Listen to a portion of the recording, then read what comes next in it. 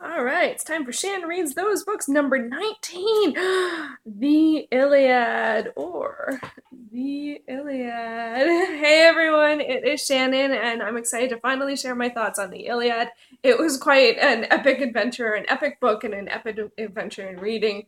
It's by, I would say, well, it's definitely, I don't know if it's the most challenging, but if it's in the top five for sure. It's an epic poem. And I actually listened to it via audiobook because I found it more understandable. I thought the narrator was very clear, and I felt like I was understanding what was going when I listened to the sample. So I'm like, this is how I'm going to do this. This is how I'm going to read the Iliad. I'm going to listen to it. So it makes those books list for being on the Book Riot 0 to well read list, and I'm surprised that was actually the only list that it was on. I figured this was kind of be like on like every big important text list, but it wasn't.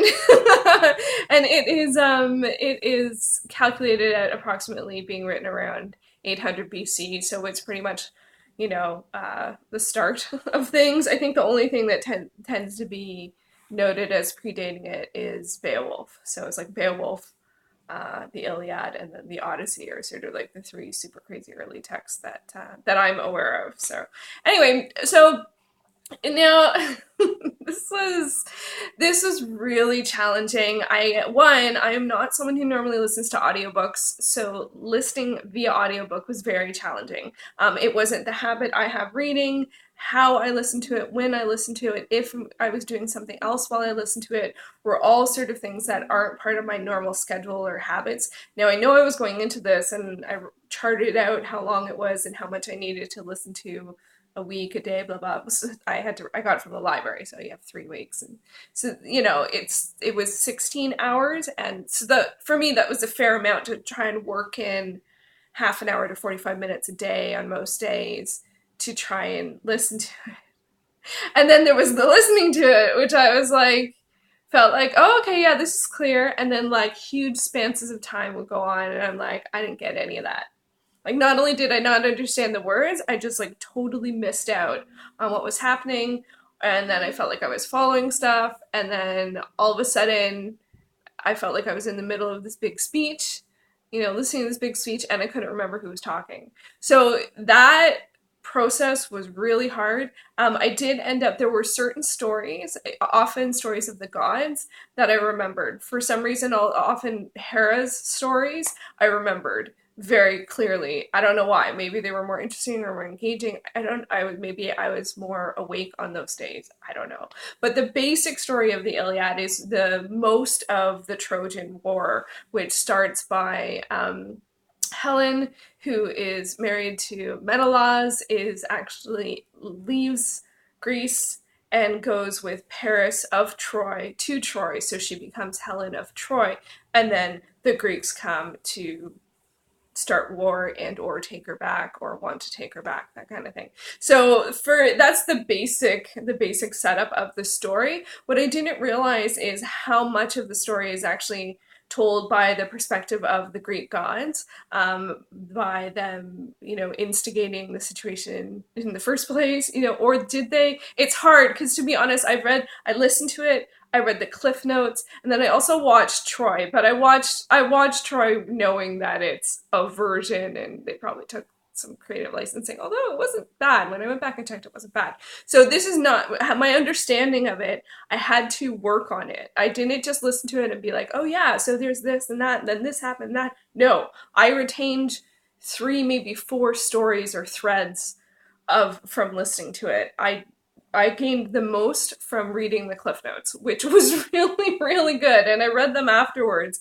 And I'm really, really happy that I did, because otherwise it just would have, so many things would have just fallen off, and I wouldn't know what was going on, because there's like this, well, there's lots of conflict. I totally didn't realize this is a story of war. Like, the majority of this is war. It is battles. It is the gods picking which side that they're going to help, and pushing or helping or making other people vulnerable, whispering in the ear of people to try and get them to do what they want. It's just like Clash of the Titans, where they like put the little pieces on the characters, and they're like, oh, I'm gonna see what happens when we make this person go here, or get this person to do that. And it's like, whoa, like, lots of meddling with the lives of mortals. So there's lots of that, which I didn't really think of. But I really like the stories. I am familiar with a lot of the Greek gods. So when it was Hera or Athena or Artemis or Apollo and stuff, I'm like, I know what those characters represent, because I'm interested in mythology and I'm interested in astrology, and there's a lot of carryover to which god represents which planet, and the attributes of that, and the god of war and the goddess of love, and Aphrodite was in it as well. Hephaestus, how do you it's Hades' son, the blacksmith. He's in it. Like, so Poseidon, Zeus, of course, is Zeus. So it's like, there were some people that were common knowledge, but the actual the mortals and demigods or semi-mortals. And they never really say. Achilles is like half mortal, and like his mom was a god, but they never call him. Technically, I think that's a demigod. He's very strong and almost invulnerable. So anyway, I'm getting off topic here. But what? But one of the big things that I want to get across is that it took a lot of work to sort of get value and appreciate the story. I didn't just by listening to it or reading it alone. I wouldn't have gotten there. It's too dense. It's too hard. The wording is really, pretty heavy and repetitive, and like they're great things. There's some things that they did all the time, like they would say Aegis wearing Zeus, like, and they would give these sort of like characteristic qualifiers, or white armed Hera, although many people were white armed Hera.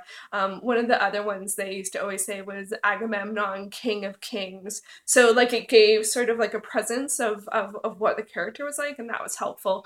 But in terms of understanding the plot of what happened and what was going on, I found it very hard, because it was just like battle. So it's like this big long scene with talking about a duel, having a duel, and then it feels like the duel didn't solve anything. And it's like, what? But it's like, that's actually what happened. Like when I looked at the clip notes, I'm like, that's actually what happened. But it was confusing. So, but if you are thinking about going into trying the Iliad, and I would recommend it, I did eventually enjoy it, but it was more work than a regular book.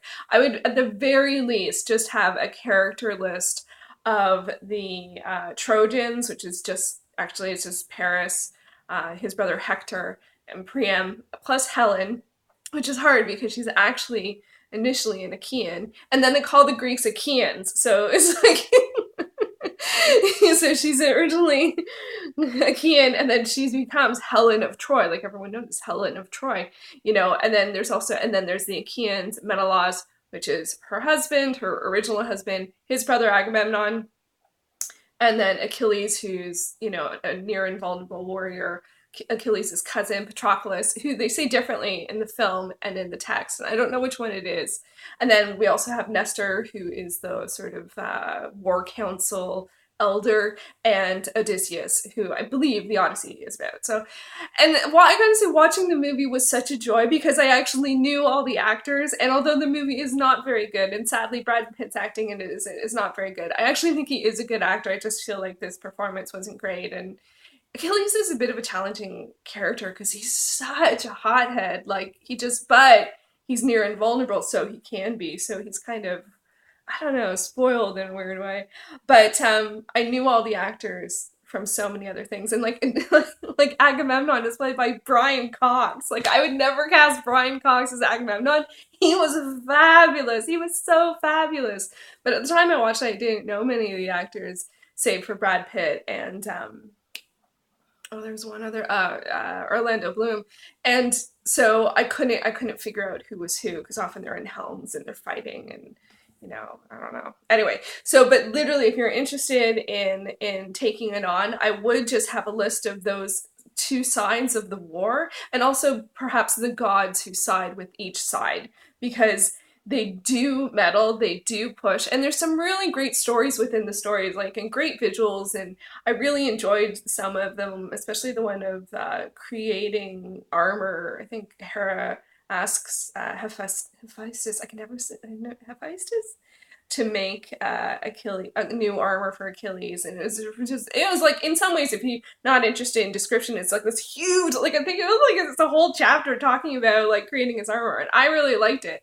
Although again, a lot of the stories about her stuck, but in like the movie Troy, they don't talk about the gods like at all. They're not. There's one that's an actual actor plays, but it's pretty much just like, just like a action slash war movie. So overall, like, it's weird because I didn't anticipate that it was going to be a war story, which is like silly because it's about the Trojan War, most of the Trojan War, and that's really what it's about. It was also racier than I expected. I didn't expect any raciness at all, but there is, some of that in there as well. There's also a lot of despair, and one of the big themes of it is honor. And so there were lots of really great, epic, themes in there that I did enjoy, but I really needed some support materials and some real thinking and plotting out to really appreciate it. It's not just like picking up any book off the shelf and reading it. For me, it required the extra effort, but it was also worth the extra effort. So I'm really glad that I picked it. It took me a while to come down from it because it was just like so heavy. So it took some time, but now I'm really, really happy that I did. And I think although it feels kind of crazy to go from one to the other, I think I am going to dive into the Odyssey because now I feel pretty centered in the characters and the time period and the gods and stuff like that. So I'm like, I want to read it, so maybe I should. My screensaver came on. So I think, should be me. Anyway, so I think I will jump into the Odyssey, which is going to be an upcoming book to film adaptation, and I'm going to read that one. I have a copy that I'm really happy with that has on each page, it has a one-line description of what's going on. So I hope that might be helpful in sort of reading it and being able to refer to that and understand what's going on. So anyway, there's the Iliad. This went on very long. I'm sorry about that. Book reviews are challenging for me, especially ones that have so much in them. But I'd love to hear your thoughts on the Iliad. If you've read it, if you're willing to give it a go, what you thought about Troy. And yeah, until the next book. Or video. There'll be another video before I read another book. I'll tell you that much. All right, thanks for watching.